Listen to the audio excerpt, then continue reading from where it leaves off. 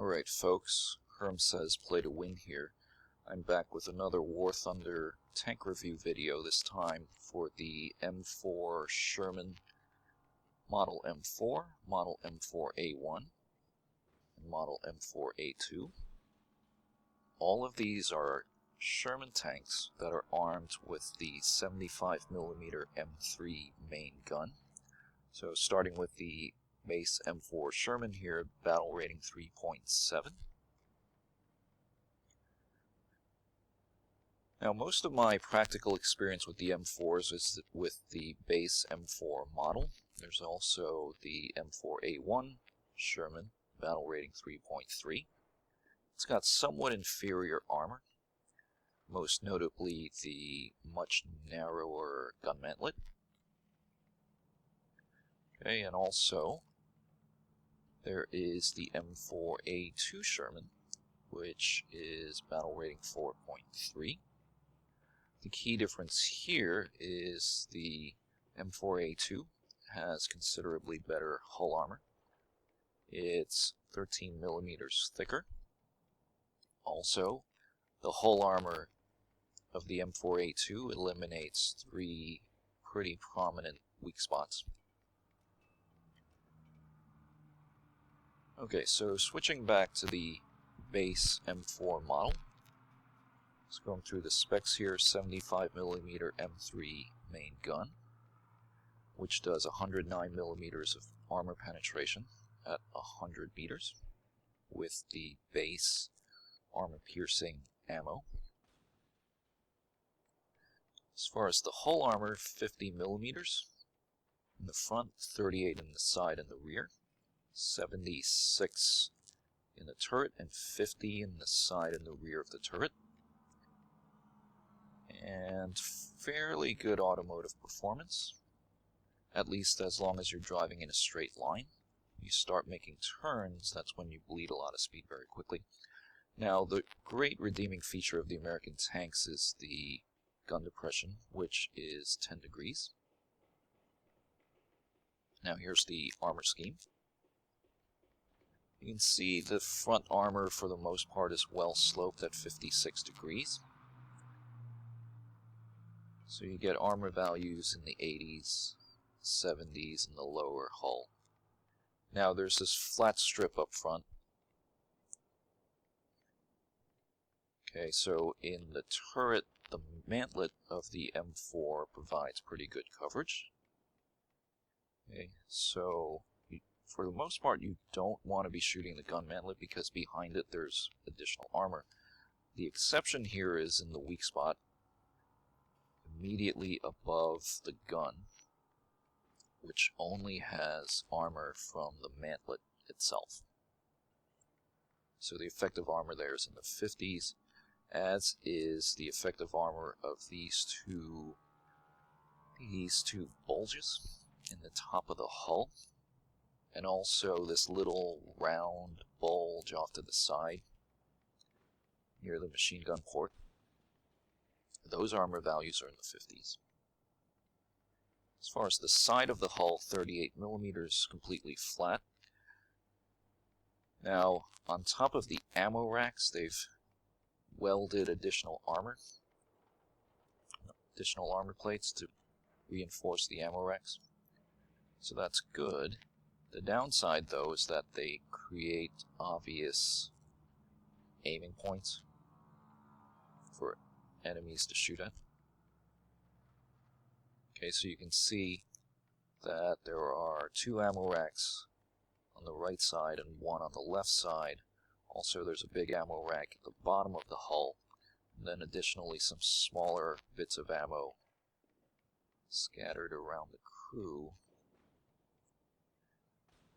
Now, at full capacity, the tank can carry 97 main gun rounds. You're not going to need nearly as many as that, typically. Typical of American tanks, of American vehicles of the era, the transmission is in the front, so you can get immobilized and potentially set on fire from the front. Okay, so that's the base M4. BR 3.7. Switch over to comparing to the other two models here. Here's the M4A1, BR 3.3. First of all, as I mentioned, the much narrower gun mantlet. Okay, so there's only gun mantlet coverage in the area immediately around the gun, and the same weak spot is still there, right above the gun. As far as the hull is concerned, there's, well, the machine gun port's the weakness, of course. There's also this little bulge off to the side there, and also flat parts where apparently the two hatches opened. The lower part of the hull is not reinforced in any way, so if you hit it square on, you will get like 50 millimeters of armor protection to go through. As far as the M4A2 BR 4.3, the same weakness right above the gun is still there. So only armor from the mantlet. Now the hull armor is considerably better than the previous models. It's, first of all, it's thicker. It's now 63 millimeters, sloped back at slightly lesser angle, but the effective thickness is better, and all those bulges are gone. Also, in the front of the hull right here, right at the beak, there is a reinforced strip of armor, so don't shoot that. Okay, now, as far as what this tank is good for, it's decent for flanking. It's good to take advantage of hull-down positions whenever you can. I would say overall that this tank, it's not really great at any one thing, but if you know what its strengths are and you play to its strengths, you can get good results with it. Okay, so that's it, I think, for the garage time. I'm going to switch to some gameplay here. First bit of gameplay is on a conquest map in the Kuban. And let's see, I'm in the base M4 with all the upgrades.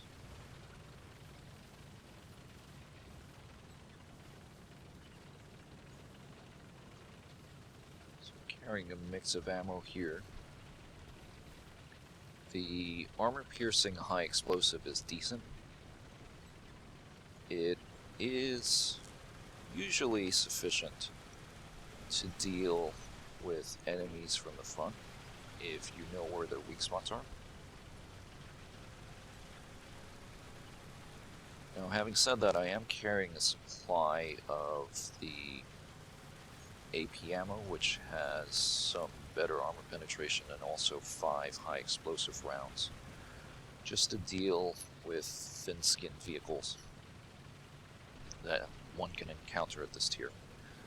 So what I'm doing here is I'm trying to get to the capture point as quickly as I can. The key with driving all Shermans and other vehicles based on the Sherman chassis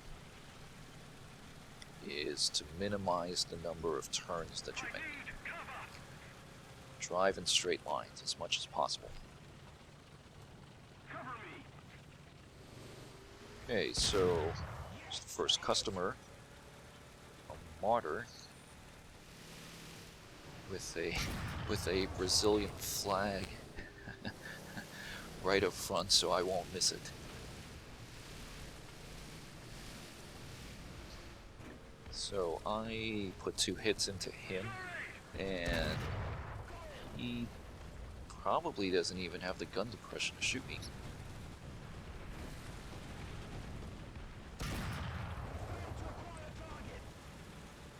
So he's in all kinds of trouble now.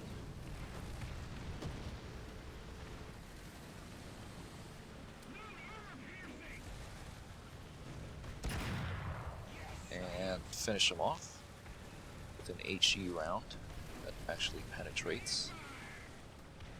That's kill number 1. Now, let's see, next customer is a Panzer IIIN. And everybody, it seems like everybody's calling artillery here. He's not even looking at me.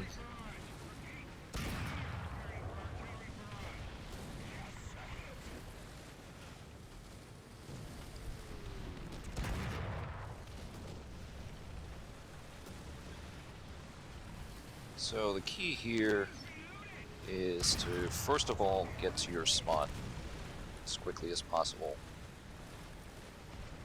And then once you get there, take advantage of the good gun depression of the Sherman.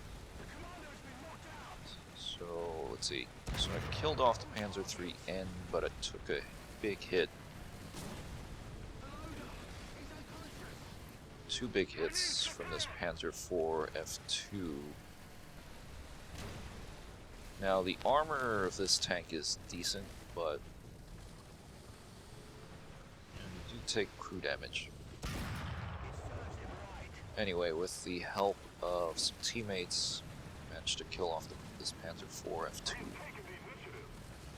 So now we are firmly in control of the capture point.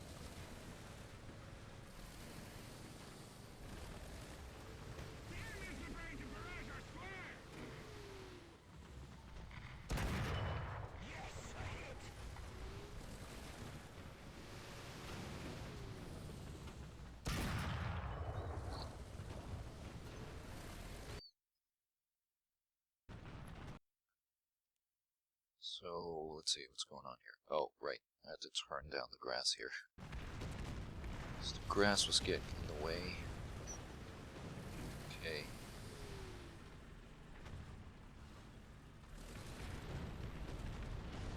Okay, so the capture got reset because the enemy showed up again, and now I'm getting shot in the face by another Panzer IV. This one is a Panzer IV F1. So it's not as big a threat, but he is dropping artillery.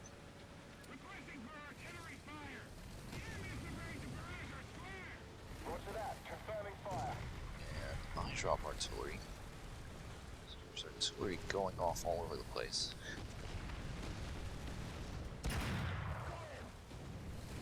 So it's kill number 4. The Panzer IV F1. And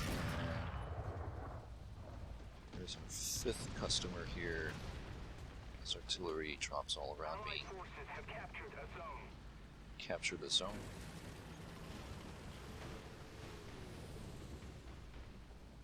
And nailing this guy here for my 5th kill.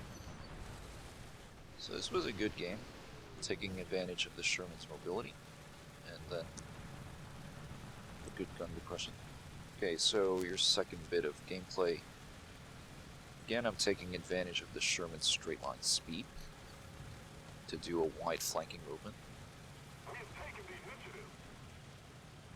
with my squad mate, who's in an M5 Stuart, and we come upon 2 Hetzers that do not have a care in the world. And don't mind that we're shooting at them. Okay, so kill 1. And the other Hetzer is dead also by this point.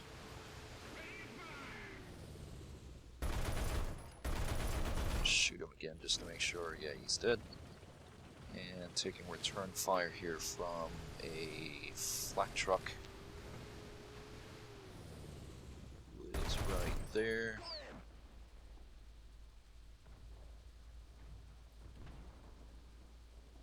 Stewart takes out the flak truck. Next customer is a Panzer IV F2. F1, who was threatening my buddy the steward, so I have to shoot him real quick.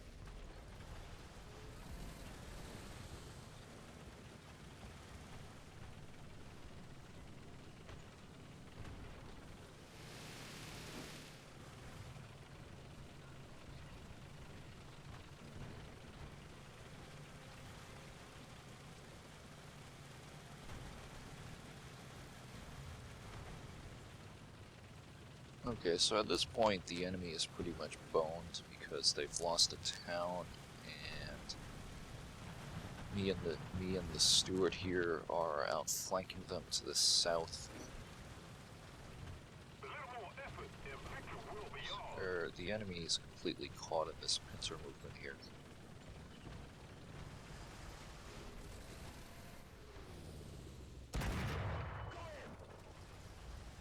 Got a couple of Panzer IV-Gs here.